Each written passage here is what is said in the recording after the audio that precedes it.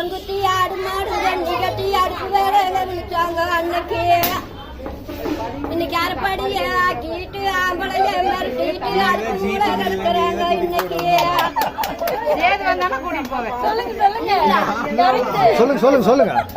கம்மஞ்சோறு சோறு கருகி போனது சோறு கருக்கு நல்லா குடிச்சாங்க அன்னைக்கு.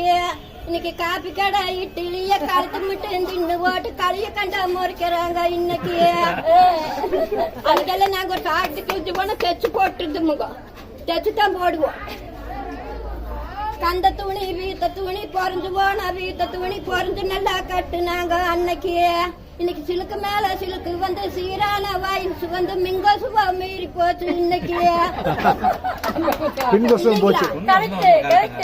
அன்னைக்கு எங்க காலத்துல எங்க காலத்துல அன்னைக்கு அத்தை மாமா பொண்ணு பார்க்க வந்தா பொண்ணு பார்க்க வாரானா அந்த பிள்ளைகளுக்கு சமாசம் தெரிஞ்சு அந்த பிள்ளைங்க அந்த வீட்டுல இருக்காது. அந்த காலத்துல வேற வீட்டுக்கு ஓடி இருக்கும். அப்படி அத்தை மக மாமமாக ஆம்பளைக வாரானா அடுத்த வீடு தாண்டு நாங்க அன்னைக்கு. இன்னைக்கு அத்தை மக மாமமாக ஆம்பளைக வாரானா ஆறுக செஞ்சு இலை கட்டி பாவாடைய கட்டிட்டு பவுடர் பூசிட்டு பசுப்பு நட நடக்கிறாங்க இன்னைக்கு. அஞ்சு புள்ள 6 புள்ள இருந்தாலும் கூட ஒரு பையன் வேணும்னு பழனிக்கு 12 அமாவாசை போனாங்க. 12 அமாவாசை போவாங்க அன்னைக்கு. 5-6 பிள்ளைங்க இருந்தாலும் ஒரு பையன் வேணும்னு அன்னைக்கு அவ்வளவு 10 உருப்படி பெத்தெடுத்தாங்க.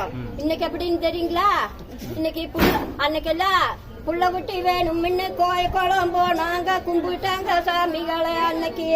இன்னைக்கு புள்ள குட்டி வேண்டாம்னு ஊசியத்தான் போட்டுட்டு உயிர் போக நடக்கிறாங்க இன்னைக்கு. உண்மைங்களா இல்லையோ? ஒண்ணு இன்னைக்கு அந்த பிள்ளைக்கு பலனா இருக்குதுங்களா?